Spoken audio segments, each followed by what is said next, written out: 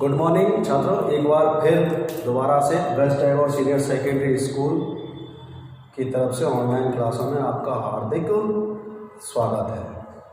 जैसा कि हमने एक चैप्टर स्टार्ट किया था पाठ 9 विज्ञान से प्रकाश, जिसमें हम प्रकाश के बारे में और प्रकाश से संबंधित प्रारंभिक घटना पहली, जिसको हमारे प्रकाश का परावर्तन, जिसके बारे में हम बात कर रहे थे, जिसकी डेफिनेशन हम पढ़ चुके हैं। परिभाषा एक बार पुनः मैं आपको दोबारा दोहराता हूँ कि किसी प्रकाश स्रोत से निकलने वाली प्रकाश किरण जब किसी अपारदर्शी पृष्ठ से टकराती है तो टकराने के पश्चात वह प्रकाश किरण पुनः उसी माध्यम में लौट जाती है या परावर्तित हो जाती है। प्रकाश किरण की परावर्तित होने की इसी घटना को ही क्या कहा जाता है? प्रकाश का परावर्तन। अच्छा, प्रकाश के परावर्तन से संबंधित हम यहाँ पर कुछ महत्वपूर्ण पारिभाषिक शब्दार्थों के बारे में बात कर रहे थे, जिनमें मैंने आपको यहाँ पर नोट कराए थे ये 7: आपतित किरण, परावर्तित किरण, परावर्तक पृष्ठ, आपतन बिंदु, अभिलंब, आपतन कोण और परावर्तन कोण, जिनको हम चित्र की सहायता से इस तरीके से प्रदर्शित कर सकते हैं। यहाँ आने वाली प्रकाश किरण को हम आपतित किरण, ये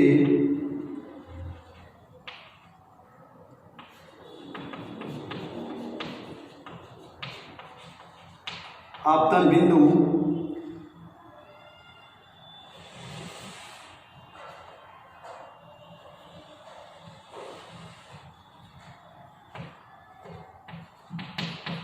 आपतन बिंदु से खींचा गया सीधा लंब अभिलंब कहलाता है। अच्छा, आपतित किरण और अभिलंब के मध्य बना कोण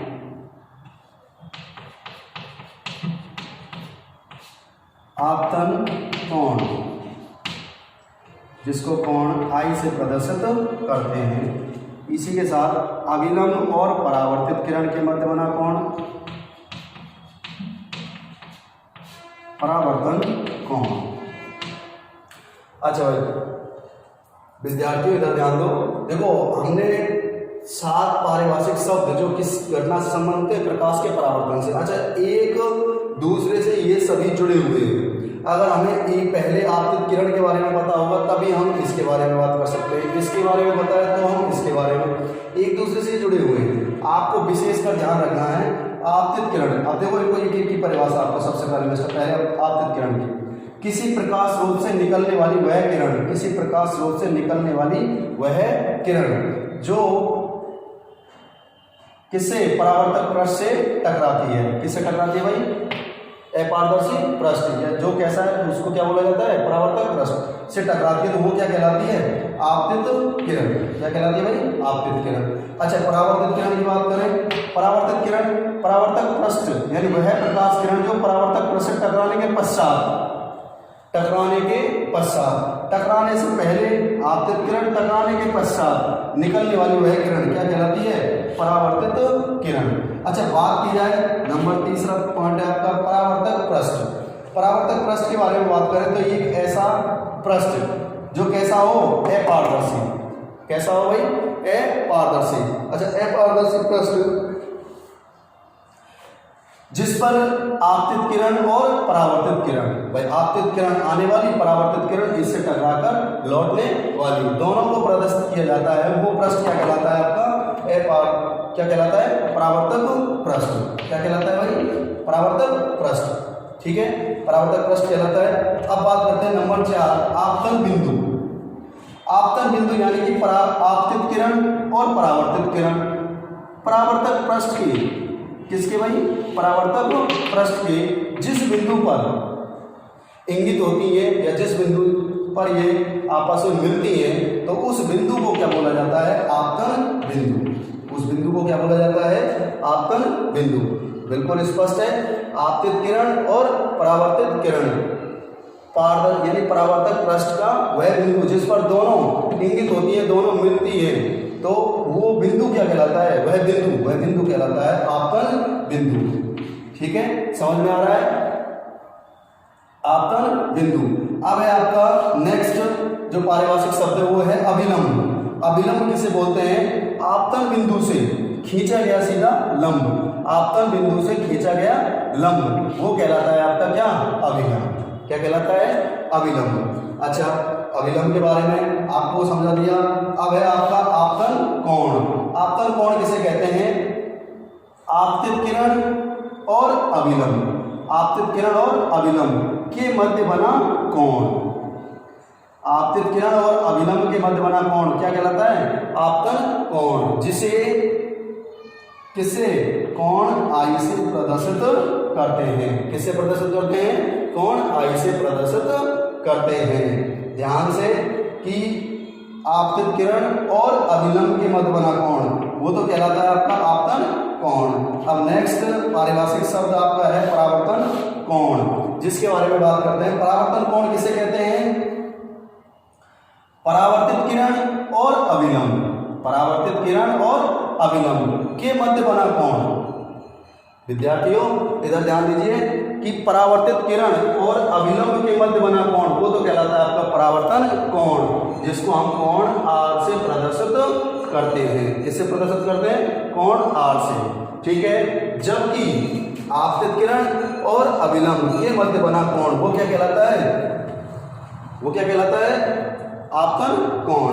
अच्छा, ये कुछ महत्वपूर्ण पारिभाषिक शब्द। अच्छा, इनका हम इस घटना को पढ़ेंगे, इस घटना पर आधारित कुछ विशेष और जानकारी हम जो प्राप्त करेंगे, उस जानकारी में कहीं ना कहीं इन शब्दों का हम उपयोग करेंगे। इनके बारे में हमें पता हो चाहिए। आपतित किरण है, अब हमारे द्वारा सदैव ये नहीं बोली जाएगी भाई वहां पर एक इंडिकेट होगा आपको आपतित किरण, इसका मतलब आप समझ जाओगे कि प्रकाश स्रोत से निकलने वाली किरण जो किसी परावर्तक पृष्ठ से टकराने वाली है, उस किरण को बोला जाता है आपतित किरण। इस प्रकार तो आपतित किरण का ही शब्द का उपयोग होगा, वहां बार बार ये नहीं बताएंगे आपको कि ये प्रकाश स्रोत से निकलने वाली है और ये परावर्तक पृष्ठ से टकराने वाली है। तो इन शब्दार्थों का ये मतलब है। आपतित किरण निकलने वाली, परावर्तित किरण का जहां शब्द का उपयोग होता है इसका मतलब वो टकराने के पश्चात, यानी परावर्तन की घटना होने के पश्चात उसी माध्यम में क्या हो गई? परावर्तित हो गई, लौट गई, तो उसको बोला जाता है, उस किरण को बोला जाता है परावर्तित किरण। बात करेंगे आपतन कोण की, तो आपतन कोण के बारे में भी आपको खूब स्पष्ट पता होना चाहिए कि ये कोण किस किस के मध्य कौन कौन सी किरणें? एक तो आपतित किरण होती है और एक क्या होता है? अभिलंब, उसके मध्य बना कोण वो कहलाता है क्या? आपतन कोण। ठीक है, और बात करेंगे परावर्तन कोण की। परावर्तन कोण से भी आप समझ जाओ कि परावर्तन कोण का मतलब है कि परावर्तित किरण और अभिलंब, परावर्तित किरण और अभिलंब के मध्य बना कोण क्या कहलाता है आपका? परावर्तन कोण। बात करते हैं अभिलंब की, तो अभिलंब एक ऐसा सीधा इन दोनों रेखाओं के मध्य, इन दोनों किरणों के बिल्कुल मध्य में स्थित एक सीधी रेखा है, सीधा लंब है, जो कहां से डाला गया है? आपतन बिंदु से। कहां से डाला गया है? आपतन बिंदु से। अच्छा, इस परावर्तन की घटना के लिए आपको दो चीजें, एक तो एक ही माध्यम होने वाली घटना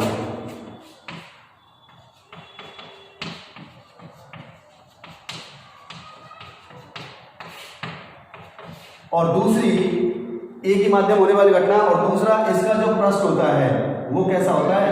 अपारदर्शी। कैसा पृष्ठ होता है? अपारदर्शी पृष्ठ पर होने वाली घटना।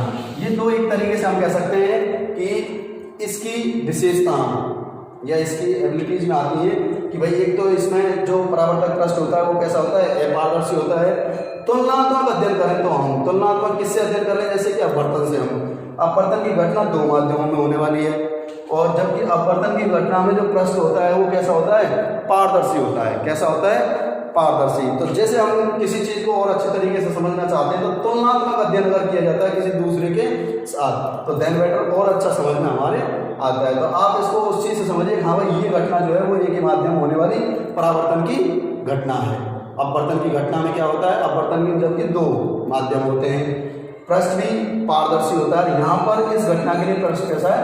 अपारदर्शी। अच्छा, प्रकाश का परावर्तन की डेफिनेशन, इससे संबंधित कुछ महत्वपूर्ण शब्दार्थ, और ये आपका इस प्रकाश के परावर्तन को समझाने वाला एक चित्र। ठीक है छात्रों, सभी समझ में आ गया होगा आपके, उम्मीद करता हूं। फिर भी अगर कोई चीज नहीं आई है, अब आपको जैसा जो समझ में नहीं आई तो उसको समझाएं, तो कभी भी आप मौखिक तौर पर कभी भी पूछ सकते हो, लेकिन एक बात का विशेष ध्यान रखना है जो आपको क्योंकि ये 1 दिन की या 2 दिन या 5 दिन की तो बात है नहीं, ये रेगुलरली क्लास चलेगी जब तक आपकी स्कूल नहीं खुल पाती है। तो इन रेगुलरली अब इसके लिए 10 दिन भी हो सकते हैं, 15 दिन भी हो सकते हैं, महीने भी हो सकता है, और महीने से 2 महीने भी हो सकते हैं, जब तक क्लास नहीं खुलती है। तो इसी तरीके से हमें पढ़ना है। तो उस पढ़ने की जो रूपरेखा है वो हमारी बिल्कुल सुचारू रूप से अच्छे तरीके से होनी चाहिए, और एक नियमित रूप से रेगुलरली जिस कार्य को करते हैं वो रेगुलरली होना चाहिए। रेगुलरली कार्यों में आपका सबसे पहला काम है कि जिस टॉपिक को पढ़ाने या समझाने का हम कार्य जो कर रहे हैं, हम आपको समझा रहे हैं यहाँ पर बोर्ड पर, तो उसको समझने का काम आप वीडियो से कीजिए, और उसकी जो मौखिक जो है वो आपको मैं नोट्स उपलब्ध आपको वहाँ भेजे जाएंगे आपके नंबर पर।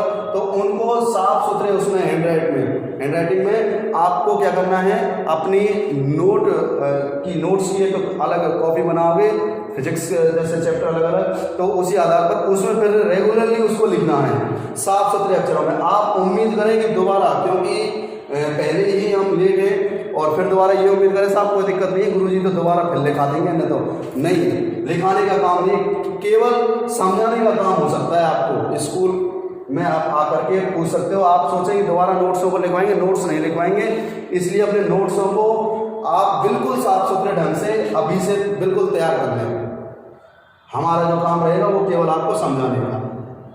वैसे हम प्रत्येक समस्या के लिए आपके साथ हैं, लेकिन ये जो लिखने का काम है वो आप बिल्कुल साफ सुथरे और कॉपी तैयार कर लें, पूरा सिस्टम, ठीक है।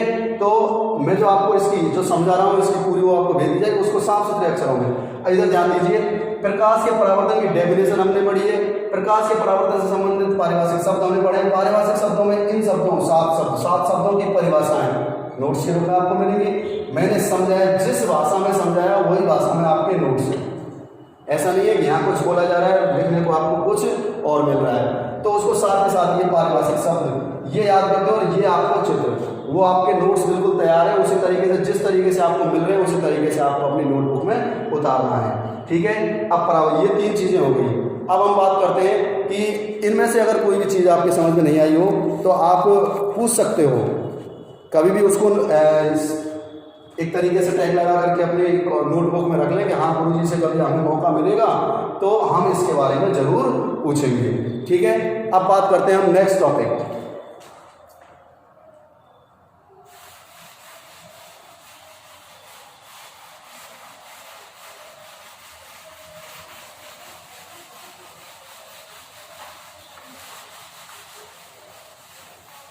हाँ भाई, नेक्स्ट टॉपिक है प्रकाश के परावर्तन के प्रकार।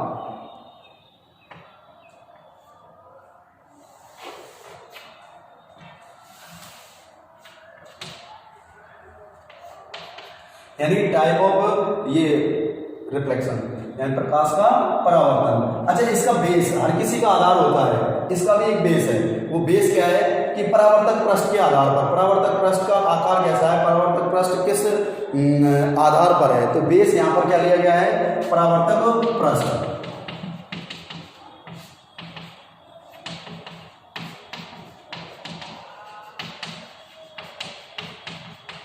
परावर्तक पृष्ठ के आधार पर, परावर्तक पृष्ठ के आधार पर जैसे कि आपका पहले इसको कितने भागों में, कितने प्रकार, इसको 2 प्रकार है। कितने प्रकार है इसके? 2।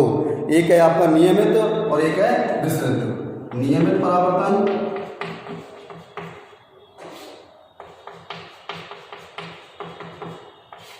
और दूसरा है आपका विस्तृत परावर्तन।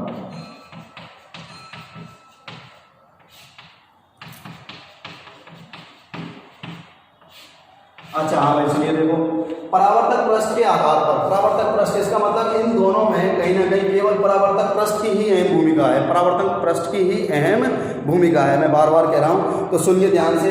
यानी कि नियमित परावर्तन जिसमें परावर्तक पृष्ठ कैसा हो, समतल। परावर्तक पृष्ठ कैसा हो, समतल, ठीक है। और विस्तृत परावर्तन जिसमें परावर्तक पृष्ठ कैसा हो, खुरदला।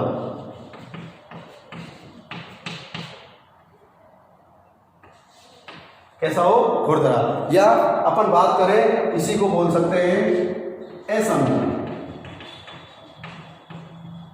क्या भाई, असमतल। अगर इसकी बात करें समतल, इसको हम दूसरा यानी कि चिकना, और बिल्कुल एक समतल यानी कि सीधे पृष्ठ के रूप में। अब देखिए सुनिए, इनकी परिभाषा है बिल्कुल साधारण से, जैसे कि हम इनको चित्र के द्वारा भी थोड़ा सा समझ सकते हैं। ये इस परावर्तन का पृष्ठ है, परावर्तन पृष्ठ जो कैसा है, समतल। कैसा है भाई, समतल।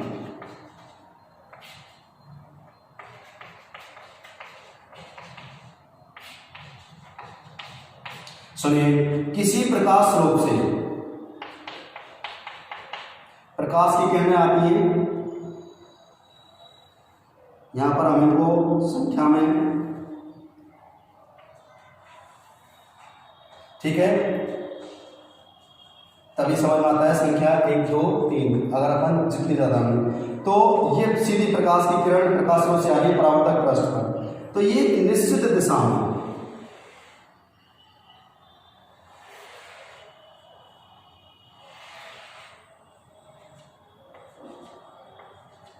यानी कि परावर्तक पृष्ठ से टकराने के पश्चात, परावर्तक पृष्ठ से टकराने के पश्चात एक निश्चित दिशा में लौट जाती है या परावर्तित हो जाती है। तो इस प्रकार के परावर्तन को क्या बोला जाता है, नियमित परावर्तन। ऐसा परावर्तन क्या कहलाता है भाई, नियमित परावर्तन।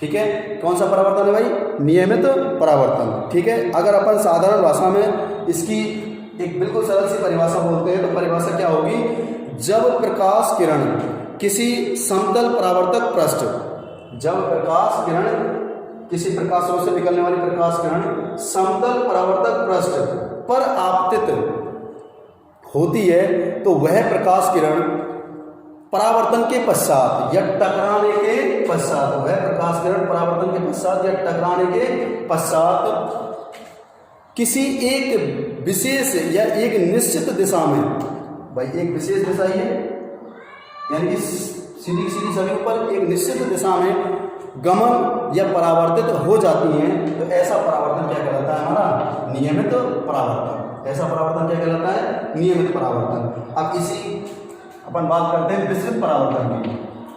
परावर्तन का दूसरा प्रकार किसके आधार पर, परावर्तक पृष्ठ के आधार पर। विस्तृत परावर्तन का मतलब यानी कि जिसमें परावर्तक पृष्ठ कैसा है, असमतल। बात करूं मैं असमतल की तो इसका मतलब ये है,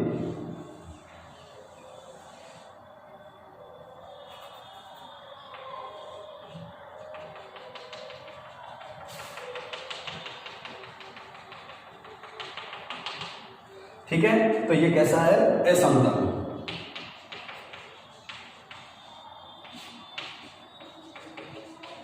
असमतल परावर्तक पृष्ठ।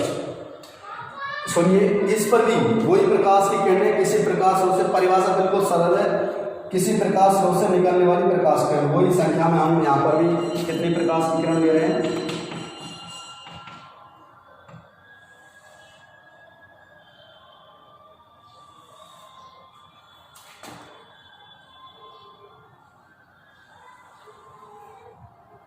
हाँ भाई सुनिए, वही तीन प्रकाश की किरणें समझने के लिए इस तरीके से इस प्रश्न पर। अब जैसे यहाँ पर प्रकाश की किरण आई तो ये प्रकाश की किरण परावर्तन के पश्चात या टकराने के पश्चात आपतित जो किरण है वो इस दिशा में, ये आपकी इस दिशा में, और ये प्रकाश की किरण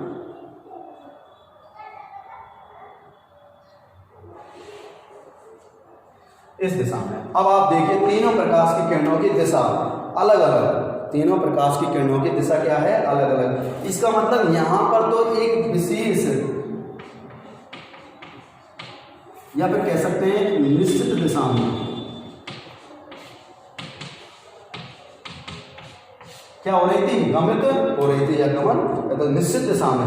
जबकि यहां पर प्रकाश की किरणों की क्या निश्चित दिशा है, आप देख सकते हो, नहीं है, बिल्कुल नहीं है, निश्चित दिशा नहीं है, क्योंकि यहाँ पर ये प्रकाश की किरणें अलग अलग दिशा में कैसे जा रही हैं, अलग अलग, यानी विस्तृत, यानी कि फैलते हुए चारों तरफ। अच्छा, फैलेगा प्रकाश तभी जब वो चारों दिशाओं में गमन करेगा, चारों दिशाओं में गमन करेगा तभी तो फैलेगा। तो यहाँ पर तो अलग अलग दिशाएं, अलग अलग दिशाओं में, तो इसका मतलब प्रकाश क्या हो रहा है, फैल रहा है। ठीक है, तो इसका मतलब यहाँ पर ये एक निश्चित दिशा ना होकर के किस दिशा होती है, अनिश्चित दिशा गमित होती है। तो बिल्कुल साधारण सी परिभाषा है इसकी भी वही कि जब किसी प्रकाश स्रोत से निकलने वाली प्रकाश किरण किसी असमतल परावर्तक पृष्ठ पर आपतित होती हैं तो परावर्तन के पश्चात या टकराने के पश्चात वह प्रकाश किरणें, यहाँ पर हमने बात की थी एक निश्चित दिशा की, यहाँ हम बात करेंगे कि वह प्रकाश किरण टकराने के पश्चात अलग अलग दिशा में या अनिश्चित दिशा में गमित हो जाती है या परावर्तित हो जाती है। ऐसा परावर्तन क्या कहलाता है, विस्तृत परावर्तन कहलाता है, विस्तृत परावर्तन कहलाता है। देखो दोनों की डेफिनेशन आपको कहो तो ऐसे भी आ सकता है कि नियमित परावर्तन क्या है, प्रश्न की रूपरेखा, ऐसे भी आ सकता है विस्तृत परावर्तन क्या है। तो उसमें तो वही डेफिनेशन यानी कि परिभाषाएं ही काम आ जाएंगी, आपकी परिभाषाएं जो बताएंगे। अच्छा, बात आती है कि दोनों के नियमित परावर्तन, दूसरा प्रश्न ऐसे भी बनता है कि नियमित परावर्तन और विस्तृत परावर्तन में अंतर बताइए, इनके अंदर इनमें अंतर भी तो अंतर में आप क्या बोलोगे, अंतर आपको मिला कोई दो अंतर आ जाए, तीन अंतर आ जाए। तो सबसे पहली बात तो है नियमित परावर्तन का जो पृष्ठ परावर्तक पृष्ठ होता है वो कैसा होता है, समतल होता है, जबकि विस्तृत परावर्तन का पृष्ठ कैसा होता है, असमतल होता है। ये चिकना भी होता है, वो कैसा होता है, खुरदरा होता है। अच्छा, दूसरी अगर हम बात करें तो इसमें परावर्तन के पश्चात प्रकाश की किरणें एक निश्चित दिशा में, जबकि इस परावर्तन के अंतर्गत परावर्तन के पश्चात प्रकाश की किरणें अलग अलग दिशा में या अनिश्चित दिशा में परावर्तित हो जाती हैं या फैल जाती हैं। तो आपको समझ में आया भाई प्रकाश का परावर्तन के प्रकार। प्रकार किसके आधार पर किए गए हैं, परावर्तक पृष्ठ के आधार पर। दो प्रकार हैं, नियमित और विस्तृत। उम्मीद करता हूं आपको ये समझ में आ गया होगा। ठीक है भाई, अब आप नेक्स्ट टॉपिक हम बात करते हैं परावर्तन के नियम।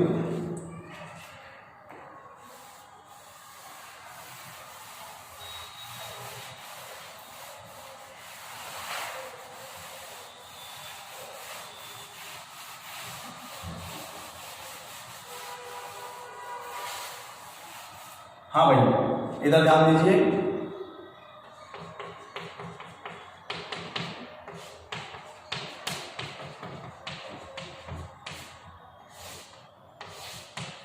हाँ भाई, परावर्तन के नियम। अच्छा सुनिए ध्यान से, परावर्तन के नियम, कोई भी घटना हो, घटना कैसी भी हो, कोई भी हो, उसके कुछ ना कुछ रेगुलेशन नियम होते हैं कि वो किस नियम के अंतर्गत घटना घटित होती है। तो यहाँ पर परावर्तन की जो घटना है उसके नियम यानी नियमों की जो संख्या है वो कितनी है, 2। नियम नंबर फर्स्ट,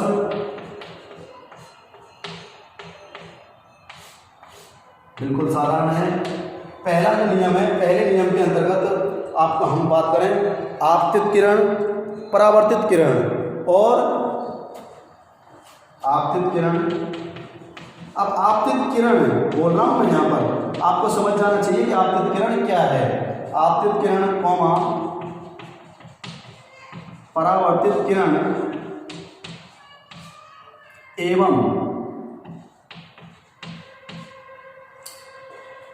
आपतन बिंदु से खींचा गया अभिलंब।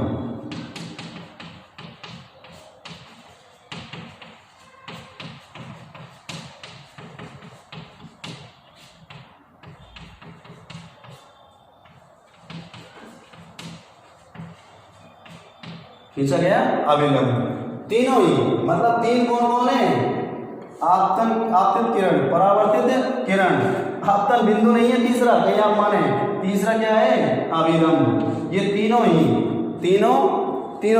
के बारे में आप अच्छी तरीके से जान रहे हो। तीनों ही सदैव एक ही तल में स्थित होते हैं, तीनों सदैव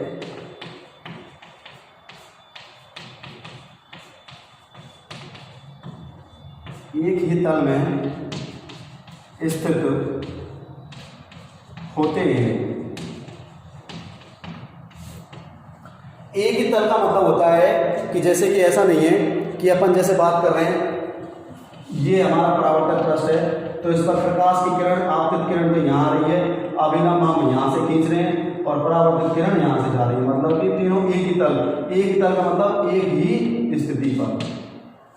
समझ रहे हो? तो ये आपको ध्यान रखना है। तो यानी कि तीनों एक ही तल में, एक तो ये चीज होती है कि तीनों एक दूसरे से परस्पर जुड़े हुए होते हैं, एक स्थान पर या एक तल में स्थित होते हैं। ठीक है। नियम नंबर दूसरा,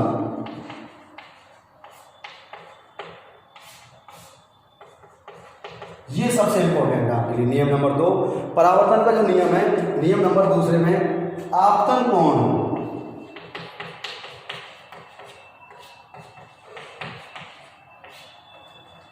एवं परावर्तन कोण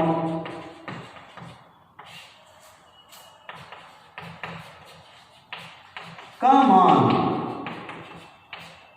सदैव क्या होता है? बराबर होता है।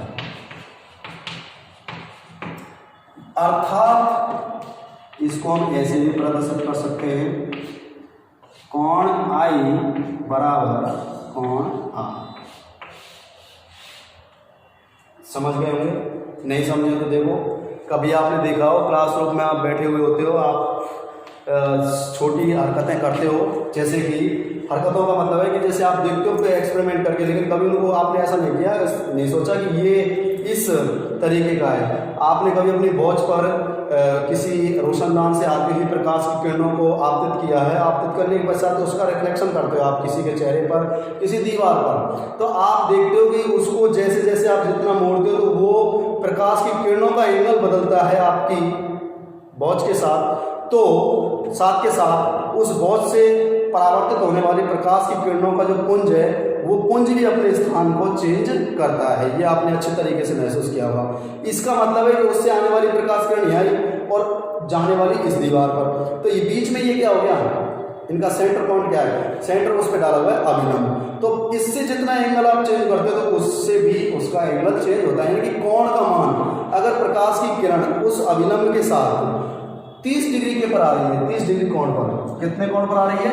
30 पर। जैसे कि ये अभिलंब, ये यहाँ पर कोई प्रकाश हो, तो इससे आने वाली प्रकाश की किरण इससे कितने डिग्री पर? 30 डिग्री पर आ रही है। तो 100% इस नियम के अंतर्गत, परावर्तन के नियमों के अंतर्गत, वो प्रकाश की किरण परावर्तित भी कितने कोण पर होगी? उसी 30 डिग्री के कोण पर ही होगी। तो घटना बिल्कुल इन नियमों के अंतर्गत, यानी कि प्रकाश की किरण का आपतन कोण जो मान है वही क्या होगा? परावर्तन कोण। तो दोनों कोणों का मान सदैव क्या होता है? बराबर होता है। समझ गए? आपको ध्यान रखना है प्रकाश के परावर्तन के जो नियम, मोस्ट इंपोर्टेंट, बढ़िया प्रश्न है, सीधा आता है। परावर्तन के नियम लिखिए। तो परावर्तन के नियम कितने हैं? 2। नियम नंबर फर्स्ट, आपतित किरण, परावर्तित किरण और आपतन बिंदु से खींचा गया अभिलंब, तीनों ही एक ही तल में स्थित होते हैं सदैव। इसी प्रकार नियम नंबर 2, आपतन कोण और परावर्तन कोण। आपतन कोण पता है आपको? आपतित किरण और अभिलंब के मध्य बना कोण। परावर्तन कोण आपको पता है? परावर्तित किरण और अभिलंब के मध्य बना कोण का मान सदैव क्या होता है? बराबर होता है। ठीक है। तो ये कोण आई बराबर किसके? कोण आर के। तो आपको मैंने आज अब यहां तक जो हमारा, जैसे मैंने प्रकाश का जो पार्ट है उसको जैसे अपन ने 5 टॉपिक में डिवाइडेड किया गया था। कितने टॉपिकों में? 5 में। 5 में पहला जो टॉपिक था वो था प्रकाश का परावर्तन। क्या था भाई? प्रकाश का परावर्तन। तो परावर्तन के अंतर्गत हमने इसकी परावर्तन की परिभाषा पढ़ी, डेफिनेशन पढ़ी। परिभाषा के बाद में कुछ महत्वपूर्ण शब्दार्थ वो भी हमने पढ़े। शब्दार्थ पढ़ने के बाद में हमने परावर्तन का प्रकार पढ़ा, परावर्तन के प्रकार जो नियमित और विस्तृत परावर्तन, और उसके पश्चात में परावर्तन के नियम। इसका मतलब इस प्रकाश के परावर्तन के अंतर्गत उप जो टॉपिक है वो आपके, यानी कि कितने पॉइंट थे? 4। कितने पॉइंट थे? चार पॉइंटों को भी हमने अच्छे तरीके से पढ़ लिया है। उम्मीद करता हूँ आपको समझ में भी आ गए होंगे। इन 4 टॉपिकों के आपके नोट्स आपके पास पहुँच जाएंगे। ठीक है, brush Tagore senior secondary school में आपका हार्दिक स्वागत है। ठीक है प्यारे बच्चों, अच्छे तरीके से तैयारी करनी है। आपको ध्यान रखना है जो भी कुछ बताया गया है उसको साथ के साथ, हो सकता है पीछे हमें समय बहुत कम मिले, आपको याद साथ के साथ रिमेम्बर करते हुए चलना है। और लिखने का काम मैंने पहले बता दिया आपको, बिल्कुल साफ सुथरे अक्षरों में, समझ गए। अगर वीडियो में कोई चीज़ आपको करनी है तो उसको आप जानते हो तो वो कर सकते हो। जैसे ये यहाँ पर ये इसका फोटो आपको तो स्क्रीनशॉट आप मार सकते हो, उससे भी आप कोई चीज़ अगर चित्र से। वैसे जो कुछ मैं यहाँ दिखाता हूँ वो सब कुछ आपकी नोट्स में उपलब्ध है। ठीक है, थैंक यू, धन्यवाद प्यारे छात्रों।